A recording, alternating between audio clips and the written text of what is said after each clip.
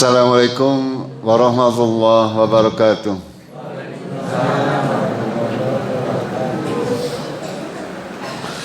Alhamdulillahi rabbil alamin. Hamdan tayyiban mubarakan fih, mubarakan alaih kama yuhibbu rabbuna wa yarda. Asyhadu an la ilaha illallah wahdahu la syarika lah. Wa asyhadu anna Muhammadan abduhu wa rasuluh. Allahumma salli wa sallim wa barik ala Muhammad wa ala alihi wa ala ashabihi ajma'in. Amma ba'd. Qala Allah Ta'ala fil kitabihil karim. A'udzu billahi minasy syaithanir rajim. Ya ayyuhalladzina amanu taqullaha wa qulu qawlan shadidan yuslih lakum a'malakum wa yaghfir lakum dhunubakum wa may yuti'illaha wa rasulahu faqad faza fawzan nadiman. Jamaah kaum muslimin muslimat yang dirahmati oleh Allah, kita sebagai manusia sudah barang tentu tidaklah sempurna, tidaklah bisa sempurna. Manusia adalah makhluk yang senantiasa berada dalam kesalahan, senantiasa melakukan berbagai macam dosa, kecuali orang-orang yang dirahmati oleh Allah Tabaraka wa Ta'ala sehingga dia bisa terselamatkan, sehingga tidak terlalu banyak dosa yang dia lakukan. Karena memang tidak mungkin seorang manusia kecuali Nabi bisa menghindarkan diri dari dosa-dosa, baik yang disengaja maupun yang tidak disengaja. Sebagai manusia, kita adalah makhluk yang sangat bergantung kepada Allah untuk bisa mendapatkan ampunan dari Allah atas seluruh dosa-dosa yang kita lakukan dalam kehidupan di dunia ini. Kita mengharap belas kasihan dari Allah agar Allah mengampuni seluruh dosa-dosa dan kesalahan kita. Akan tetapi sudah barang tentu tidaklah mudah untuk bisa menjadikan Allah mengampuni dosa-dosa kita, bisa menjadikan Allah menutupi kesalahan-kesalahan kita. Tentunya Allah harus mempunyai alasan. Karena Allah Maha Adil, maka Allah harus diberikan alasan agar Dia mengampuni dosa-dosa kita, Dia sayang kepada kita. Kita harus menjadikan diri kita orang-orang yang pantas untuk dikasihani oleh Allah Tabaraka wa Ta'ala. Jamaah muslimin, kaum muslimin yang dirahmati oleh Allah, pada sore hari ini kita akan mempelajari sedikit tentang sumber dari segala dosa-dosa kita. Kalau kita mengetahui sumbernya, maka kita tinggal meredupkan, menghilangkan mungkin tidak mungkin. Kalau menghilangkan sumber dosa-dosa kita mungkin tidak mungkin, karena itu terkait dengan fitrah kita sebagai manusia. Akan tetapi mungkin dengan mengetahui sumbernya, bahwasanya dosa-dosa itu bersumber dari hal-hal yang sifatnya fitrah yang ada dalam diri kita, maka kita mungkin bisa sedikit meredam agar supaya kita tidak tenggelam di dalam kesalahan dan dosa. Di antaranya kata para ulama, sumber segala macam dosa ada 3. Yang pertama adalah kesombongan, al-kibar dalam bahasa Arabnya. Yang kedua adalah al-hish atau ketamakan. Yang ketiga adalah kedengkian, dalam bahasa Arabnya al-hasad. Ada 3 sumber segala macam dosa yang ada pada diri manusia. Ini semuanya adalah secara fitrah kita memilikinya. Baik kesombongan, baik ketamakan, baik kedengkian, itu adalah sesuatu yang secara fitrah manusia memiliki. Tidak mungkin seorang itu tidak memiliki kesombongan dalam dirinya. Tidak mungkin seseorang itu tidak mempunyai rasa tamak, menginginkan sesuatu. Tidak mungkin orang itu hatinya tidak hasad. Tidak mungkin. Ya, maka kita harus mengetahui bahwa ketiga hal ini kalau tidak kita kendalikan akan membuat kita terjerumus ke dalam dosa. Karena ini sumbernya kesombongan, apa tadi? Kedengkian, ketamakan. Iya, ada tiga sumber. Kita akan bahas yang pertama dulu, yaitu kesombongan. Sombong ke apa janjane? Ya, secara bahasa al-kibar itu adalah melihat diri sendiri melebihi atas kebenaran dan melebihi atas makhluk yang lain. Ya. Para ulama menyatakan bahwasanya kesombongan itu adalah bahwasanya merasa dirinya lebih dari al-haq atau kebenaran dan lebih dari al-khaliq. Al-khalq bukan al-khaliq. Al-khaliq itu pencipta, al-khalq itu adalah makhluk. Ini. Artinya apa? Bahwasanya seorang yang sombong itu dia menolak kebenaran. Menolak kebenaran. Itu yang pertama. Dan yang kedua adalah menganggap makhluk lain lebih rendah daripada kita. Menganggap dirinya lebih baik daripada orang lain. Ya, dalam sebuah hadis Rasulullah menjelaskan. Dalam sebuah hadis yang diriwayatkan dari Muslim dari Ibnu Mas'ud. Ngan Abdullah ibni Mas'ud radhiyallahu anhu anni Nabi sallallahu alaihi wasallam, ngan Nabi sallallahu alaihi wasallam qala la yadkhulul jannata man kana fi qalbihi misqala dzarratin min kibrin. Apa yang disampaikan Rasulullah disabdakan, beliau mengatakan tidak akan masuk surga. La yadkhulul jannah man kana fi qalbihi, orang-orang yang di dalam hatinya misqalu dzarratin, sebesar biji sawi, ya, besar sebesar biji sawi daripada kibrin, yaitu kesombongan. Ini sesuatu yang berat, nggih? Iya, orang masuk surga itu kalau nggak ada sombong sebiji sawi itu tidak akan masuk. Ini bagaimana? Ya tentunya sesuatu yang berat. Ya. Ini kalau kita berbicara terkait surga, ya, di surga itu nanti adalah tidak ada orang yang berdosa masuk surga, nggak ada. Paham nggak?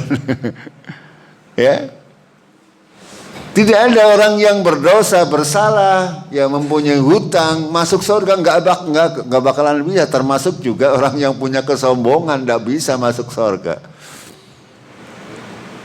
Makanya apa? Makanya harus dihapuskan terlebih dahulu sebelum masuk ke surga. Itu maksudnya seperti itu. Gitu. Ya kalau kita nyatakan secara leksikal, siapa sih yang tidak bisa punya kesombongan semending? Ya nggak ada manusia yang tidak punya. Gini betul. Kadang-kadang dalam raine dewek, nyong gagah temen ya, nyong ayu temen ya. Itu bentuk kesombongan. Ya, tapi itu fitrah. Dan begitu Rasulullah menyatakan la yadkhulul jannata man kana fi qalbihi misqala dzarratin min kibrin. Artinya bahwasanya memang di dalam surga nanti segala macam sifat-sifat buruk memang sudah dihilangkan. Sudah dihilangkan. Baik di dunia maupun nanti di padang mahsyar maupun nanti terpaksanya harus mondok di Tangbul deh. Kalau mau masuk surga sudah sampai di Sirat, kok panjenengan masih ada kesombongan yang belum terselesaikan, ya terpaksa panjenengan harus mondok ini sampai akhirnya habis, hilang semuanya, baru nanti dimasukkan ke dalam surganya Allah Tabarak wa Ta'ala. Apalagi kalau kita mempunyai kesombongan yang besar yang banyak di dunia sehingga berdampak buruk kepada kehidupan kita. Kita lanjutkan hadisnya. Qala rajulun, seorang berkata, innar rajulu yuhibbu ayyakuna saubuhu khasanan wa na'luhu khasanan. Seorang laki-laki bertanya kepada Rasulullah, ada seorang laki-laki yang mencintai pakaian-pakaian yang bagus dan sandal-sandal yang bagus. Ini termasuk saya. Ini saya alhamdulillah ini ya pakaian jarang beli. Ya, walaupun sering pakaian baru, saya suka pakaian baru. Ya, secara fitrah manusia semuanya suka pakaian baru, sandalnya apik, umay apik, motor apik, nggih. Gini betul, tidak dilarang, tidak dilarang. Akan tetapi kita tidak boleh berlebihan. Itu. Ya, siapa yang tidak suka pakaian bagus, yang bersih, yang baik, yang enak dilihat, tidak? Ya. Dan seorang bertanya, ini termasuk kesombongan apa bukan? Apa jawaban Rasulullah? Qal innallaha jamilun yuhibbul jamal. Ya, Allah itu jamil, Allah itu indah, Dia mencintai keindahan. Itu. Kita diperintah dalam setiap salat kita untuk memakai pakaian terbaik yang bisa kita miliki.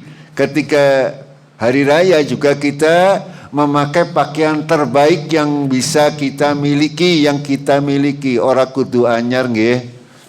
Tapi ngeranyar ya alhamdulillah. Ya itu. Nih bebuta wis kabeh ya. Kayane. Ya. Ini Allah itu menyukai yang indah-indah, makanya ketika kita menyukai pakaian indah, segala macam sarung yang baru misalnya, atau kopiah yang bagus, itu boleh-boleh saja. Dan menyukai segala bentuk keindahan. Lalu Rasul menjelaskan, al-kibru batarul haqqi wa'hamtun nas. Ya. Bahwasanya hakikat kesombongan itu kata Rasulullah batarul haq, menolak kebenaran.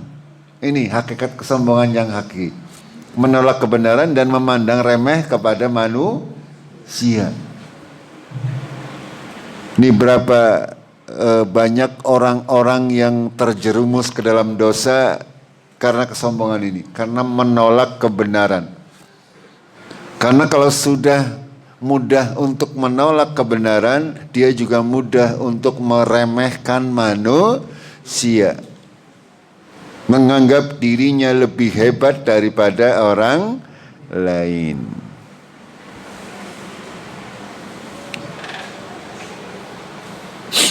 Jemaah rahimakumullah, yang berbahaya juga adalah ketika kita menolak kebenaran yang datang dari Allah dan Rasul-Nya. Menganggap dirinya lebih pintar daripada Allah dan Rasul-Nya. Sehingga ketika datang perintah dari Al-Quran dan As-Sunnah, dia tolak kebenaran tersebut dengan dasar, dengan dalih kesombongannya. Oh, ini Qurannya ora pas ke zaman siki wis canggih misalnya, ya. Hadisnya ora pas ke zaman siki kan zaman canggih.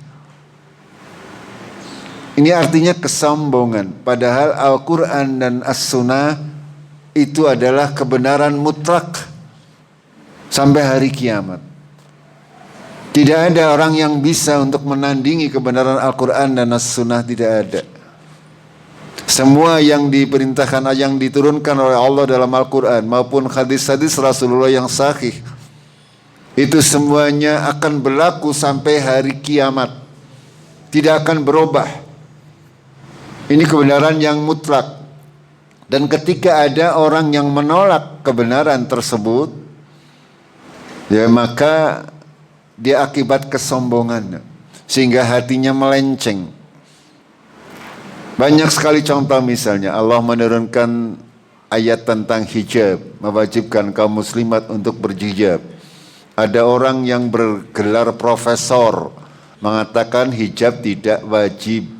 Ini karena apa faktornya? Bapak tadi saya sampaikan kesombongan, menolak kebenaran. Rasulullah menyatakan kalau mau puasa melihat Ramadan, melihat Syawal itu lihat tanggal 29. Ketika kelihatan hilalnya maka berpuasa atau berhari raya. Itu Rasulullah menyatakan demikian. Kita sami'na ma'ata'na. Orang-orang yang kepinteran tidak meyakininya. Ora, kan sekarang bisa dihitung. Jauh-jauh hari sudah bisa ditentukan. Ini namanya kesombongan. Ini namanya kesombongan. Ada lagi misalnya dalam Al-Quran Allah Tabaraka wa Ta'ala menyampaikan bahwasanya kaum laki-laki boleh menikah 1, 2, 3, 4 maksimal. Orang adil ya misalnya ada manusia yang berkata seperti itu. Ini namanya tidak ada emansipasi. Ini kaum muslimin. Nah ini dasar pemikirannya adalah karena kesombongan.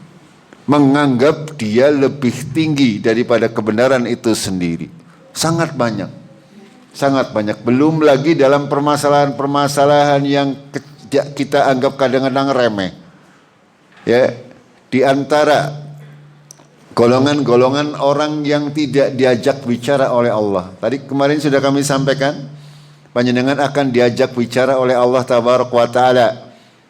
Ya, ada juga orang-orang yang tidak diajak bicara. Panjenengan tinggal pilih, Arab sing ora diajak bicara apa diajak bicara. Nggih. Ya. Ya mending yang diajak bicara walaupun mengkodomai nggih. Iya daripada si orang diajak bicara. Ya panjenengan maring ngone mertuane ya contoh ya. Tekan ngana temen boro-boro diajak ngomong ya ditelengna beora. Bagaimana perasaan? Itu sama dengan di hadapan Allah nanti.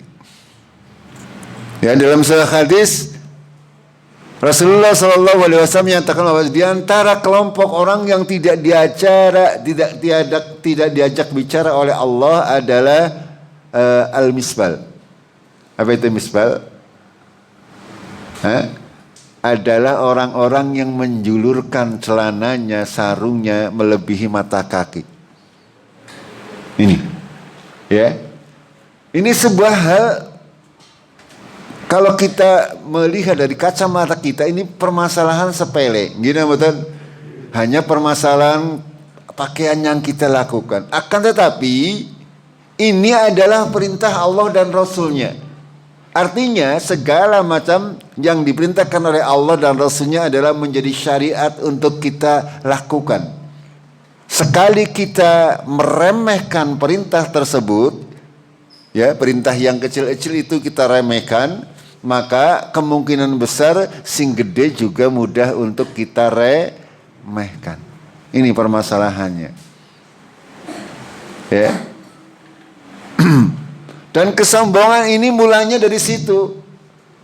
Iblis. Ya, iblis ketika diperintah oleh Allah Tabaraka wa Ta'ala untuk sujud kepada Nabi Adam, dia tidak mau. Ya, dia sombong.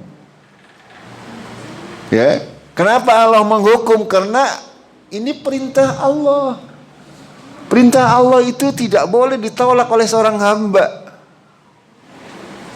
Begitu juga perintah Rasulullah SAW. Karena Rasulullah tidaklah memerintahkan kepada kita kecuali berdasarkan wahyu. Ini tadi, ya. Kesombongan ini pada hakikatnya adalah menolak kebenaran, menolak yang sudah hak dari Allah dan Rasulnya. Masalah-masalah seperti sangat banyak yang terkadang kita tidak mau melakukannya karena faktor kesombongan dalam diri kita. Contoh, misalnya Rasulullah menyuruh kita untuk makan dengan tangan kanan, minum dengan tangan. Panjenengan masih suka makan dengan tangan kiri mboten? Masih mboten? Sombong berarti niku panjenengan.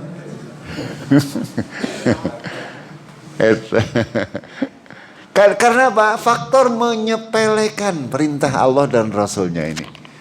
Oke. Ini permasalahan seperti itu. Kita membiasakan diri untuk mengikuti perintah Allah dan Rasulnya yang remeh-remeh, yang kita anggap remeh. Nanti insya Allah kita akan semakin mudah untuk menjalankan perintah Allah yang berat-berat. Angger sing remeh be ora gelem apa maning sing. Ini kadang dalam masalah salat, ya saya sering menyampaikan di dalam duduk tasyahud, duduk di antara dua sujud, duduk tahiyatul akhir itu jari-jarinya ditegakkan. Gini betul? Masih banyak yang belum ditegakkan. Alasannya apa? Sikile lara aja. Bukan itu alasan sejatinya, kesombongan. Nggih, alasan sejatinya kesombongan, meremehkan. Lah nyong kayak iki gesah. Gini apa nggih? Ya itu. Ini contoh. Kadang orang meletakkan tangan misalnya. Rasulullah memerintahkan kita untuk meletakkan tangan di dada. Mandan abot, mandan. Kalau lama ya mandan kabeh. Beda enggak panjenengan meletakkan di perut itu. Kenapa orang tidak mau menjalankan? Ya karena itu kesombongan. Kesombongan bahwasanya dia pikir agama ini miliknya sendiri sehingga boleh dengan caranya sendiri. Kadang berkreasi dengan agamanya. Padahal Rasulullah menyatakan salu kama ra'aitumuni usolli. Salatlah kalian seperti kalian melihat aku salat. Orang-orang yang terselamatkan dari kesombongan, dia senantiasa berusaha mencari, berusaha menjalankan segala macam apa yang diperintahkan oleh Rasulullah semampu dia.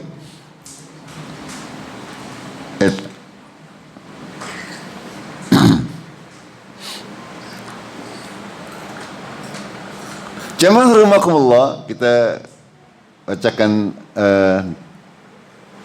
Al-Quran terkait bahayanya kesombongan ini.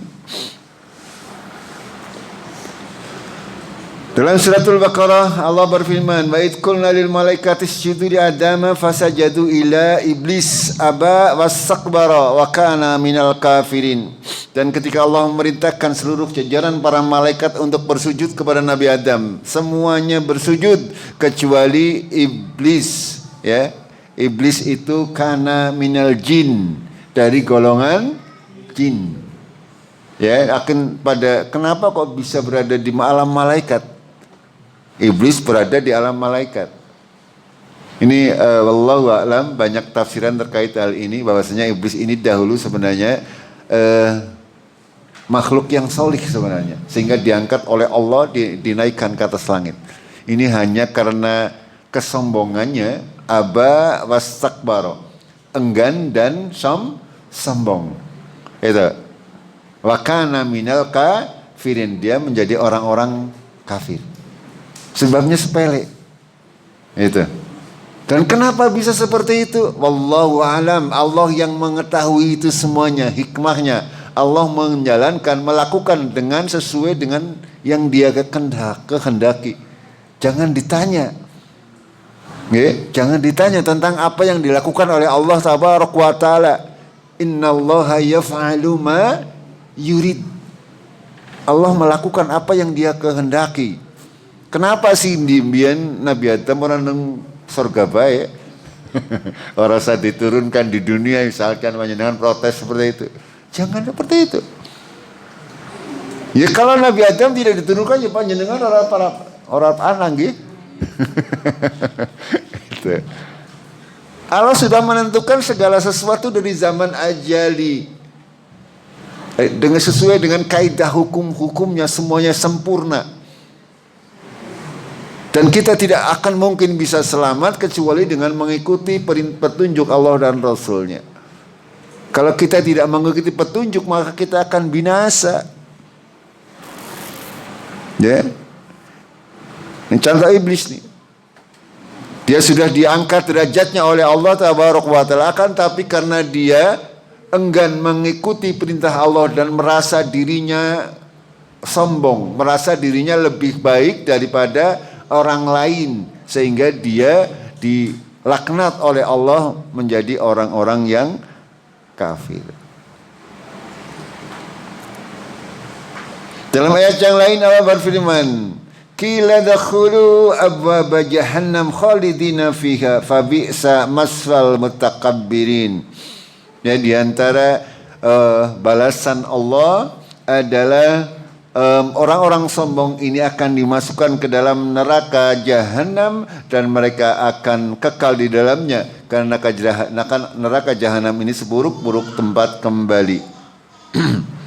Lalu juga melalui sabda Nabi sallallahu alaihi wasallam, beliau bersabda, "Inna ahlan nari kullu ja'durriyin jawadin mustakbirin jama'in manna'in wa ahlul jannah ad-du'afa'u wal maghlubun."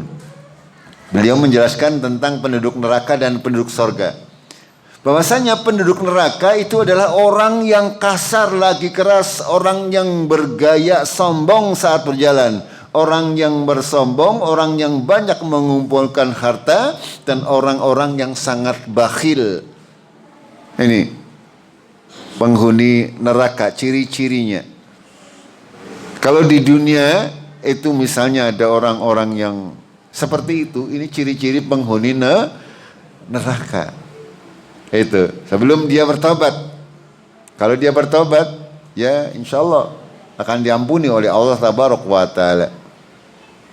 Orang-orang yang sombong membanggakan diri ketika berjalan, ya, merasa dirinya paling gagah, ya, paling dan sebagainya. Angkuh di dalam berjalan, di dalam kehidupan juga angkuh. Mobilan ya angkuh, motoran ya angkuh, jare talane. Nggih, ada nggih manusia-manusia seperti itu? Iya, motoran ujar-ujare talane dewek batir kon pada minggir. Oh, pada bayar. Ya, mereka malah belum tentu bayar pajak nggih. Ngorupsi pajak ta ya. Ini diantaranya. Sementara kata Rasulullah, adapun penduduk surga adalah orang-orang yang lemah dan terkalahkan, du'afaul maghlubun. Ya, orang-orang lemah dan terkalahkan. Memang kebanyakan, ya. Di dunia maksudnya, ya, di dunia.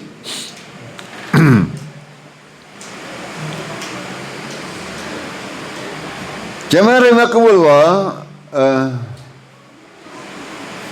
sekarang kita masuk ke bentuk-bentuk kesombongan. Bahwasanya kesombongan itu pada hakikatnya adalah ada di hati kita, gitu. Akan tapi bisa juga kita indra, akan terlihat. Yang pertama adalah takabur terhadap kebenaran tadi. Ini yang fatal. Ya, sombong terhadap kebenaran, tidak mau menerima kebenaran yang datangnya mutlak dari Allah dan Rasulnya. Karena kebenaran Al-Quran dan sunnah-sunnah sahihah itu adalah kebenaran mutlak. Tidak boleh kita menolaknya. Di dalam Al-Quran Allah berfirman, "Wajahadu biha wastaiqanatha anfusuhum tulman ma'uluwan fandur kaifa kana akibatul mufsidin."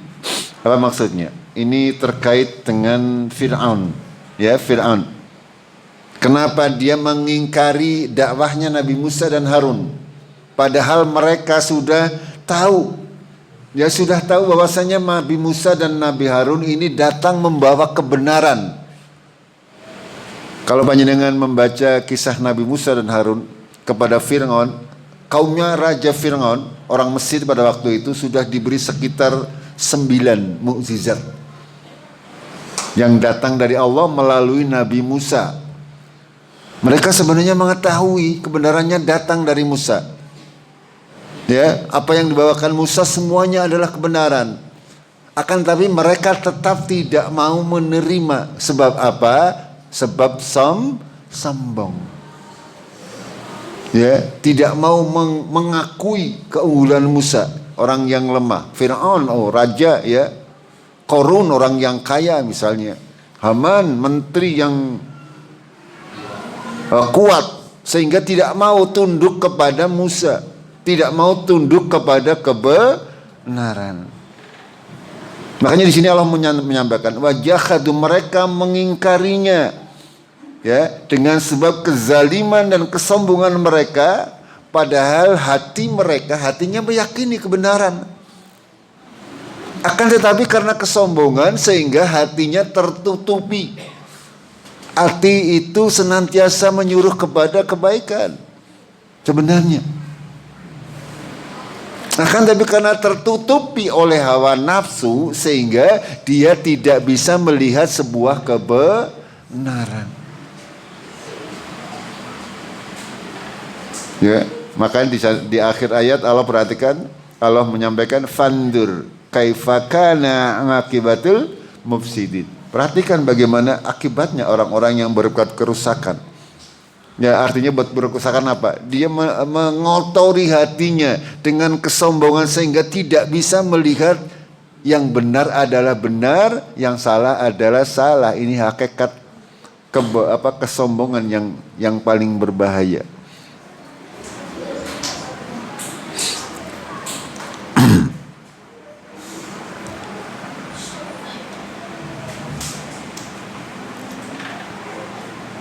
Banyak orang yang didatangkan kepada mereka kitab Quran dan sunnah sahihah sudah dijelaskan secara rinci. Ini dalilnya Al-Quran, ini dalil dari As-Sunnah. Akan tapi banyak dari mereka tetap kekeh, ya, tetap kekeh, tidak mau menerima kebenaran. Alasannya sih macam-macam. Mungkin alasannya mengikuti yang sudah umum di masyarakat, atau mengikuti organisasinya, atau mengikuti kebiasaan dan sebagainya. Itu hakikatnya alasan belaka. Akan tetapi yang terjadi adalah karena kesombongan. Hakikatnya itu menolak kebenaran yang datangnya dari Allah dan Rasulnya ini. Sehingga tidak akan bisa menerima kebenaran walaupun itu jelas-jelas benar. Ini para ulama menyatakan demikian. Bentuk kesombongan yang fatal yang harus kita perangi adalah itu. Jangan sampai kita menjadi orang-orang yang menolak kebenaran. Kadang-kadang orang yang menolak kebenaran ini takutnya kalau kebenarannya disampaikan fulusnya menjadi entong misalnya, ya, tidak lagi mendapatkan uang, atau jamaahnya bubar. Ya, karena ego. Dia takut kedudukannya terancam. Dia takut dia tidak bisa mendapatkan uang dari apa yang dia sampaikan. Sehingga ketika ada kebenaran yang datang, dia tidak mau sampaikan atau ditolak mentah-mentah. Ini salah satu bentuk kesombongan yang sangat berbahaya.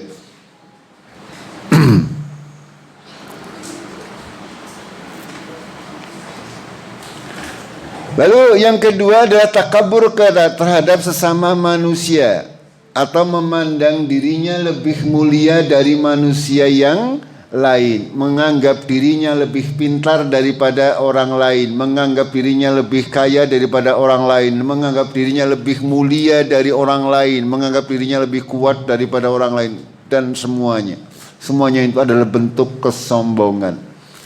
Tidak pantas seorang manusia itu sombong.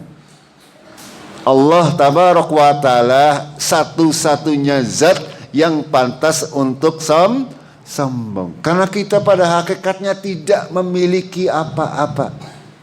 Semuanya adalah milik Allah tabarak wa ta'ala. Kita bisa berbicara karena Allah, kita bisa rajin beribadah karena Allah, Ya, kita bisa menghafal banyak ayat Al-Quran karena Allah Tabaraka wa Ta'ala mengizinkannya itu. Sehingga tidak pantas bagi orang itu sombong. Ketika orang diberi ilmu tidak pantas untuk sombong. Karena tanpa izin Allah kita tidak mungkin bisa mendapatkan ilmu. Ini hakikatnya seperti itu. Semestinya seorang yang misalnya diberi banyak ilmu, semestinya semakin bersyukur, semakin tunduk kepada Allah Tabarak wa Ta'ala. Orang semakin degeg. Gini betul? Iya. Ini yang harus kita pahami. Ya, cara wong Jawane anggo ilmu pario. Iya, semakin berisi semakin menunduk. Ya harus seperti itu. Itu semakin sombong, bukan semakin sombong. Semakin kita banyak belajar, kita tahu bahwa kita semakin bodoh. Bukan semakin pinter. Semakin banyak mengetahui hukum syariat, semakin sadar bahwa hati ini sangat mudah untuk goda oleh syaitan. Ini. Makanya sebagai manusia kita tidak boleh merasa dirinya adalah lebih baik daripada orang-orang lain. Ya, ini juga menjadi salah satu alasan yang disampaikan oleh iblis. Dalam Al-Quran Allah berfirman, fasajadal malaikatu kulluhum ajma'un illa iblis istakbara wa kana minal kafirin. Qala ya iblis ma mana'aka an tasjuda lima khalaqtu biyadayya. Ya, ini ditanyakan, iblis tanyakan oleh Allah Taala. Kenapa iblis? Kenapa kamu tidak mau bersujud kepada orang yang aku ciptakan dengan tanganku? Istakbarta am kunta minal alin. Apakah kamu sombong? Apakah kamu merasa dirimu lebih baik? Itu dialog antara iblis dan Allah Taala. Qal, iblis berkata, ana khairum minhu, saya lebih baik darinya. Khalaqtani min narin wa khalaqtahu min tin. Engkau menciptakan aku dari api dan engkau menciptakan Adam dari tanah. Ini dasar ya iblis itu dilaknat oleh Allah karena menganggap dirinya lebih baik. Ini secara umum seperti itu. Kita bahwasanya kesombongan yang kita miliki pada hakikatnya itu tadi, ya, dari awalnya adalah karena kita menolak kebenaran, lalu kita menganggap diri kita itu lebih tinggi daripada kebenaran itu sendiri, sehingga dalam kehidupan sehari-hari ya kita menganggap diri kita lebih baik daripada orang lain, sehingga tidak mau angger didelah nang buri misalnya ya pengen nang iya.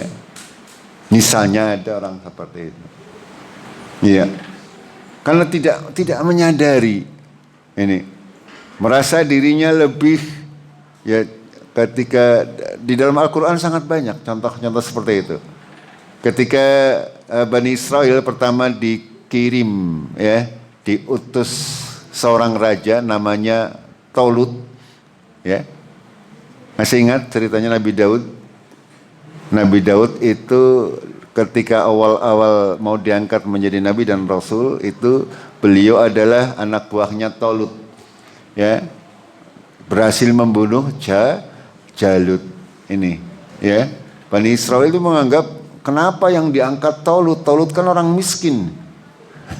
Padahal kami ini orang-orang kaya, kami yang lebih berhak untuk menjadi raja daripada si Talut. Padahal Allah memberi gelar kerajaannya kepada orang-orang yang dia kehendaki, yang diberi ilmu, diberi kelebihan dan sebagainya. Ini semuanya sudah ada ukurannya di mata Allah Tabaraka wa Ta'ala. Makanya kita tidak boleh merasa diri kita lebih baik daripada orang lain. Kalaupun pada kenyataannya pada satu sisi kita lebih baik dari orang lain, pasti dari sisi yang lain orang lain tersebut yang lebih baik dari diri kita. Gimana betul? Iya, nggak ada manusia yang sempurna. Ya, ada satu sisi kita baik, sisi yang lain kita buruk. Ada satu sisi kita tinggi, sisi yang lain kita rendah. Itu pasti manusia seperti itu. Tidak ada manusia yang sempurna.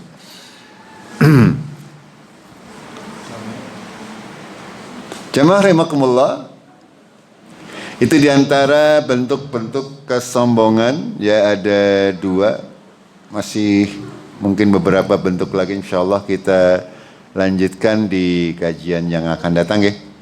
Ya, karena waktunya sudah mendekati maghrib.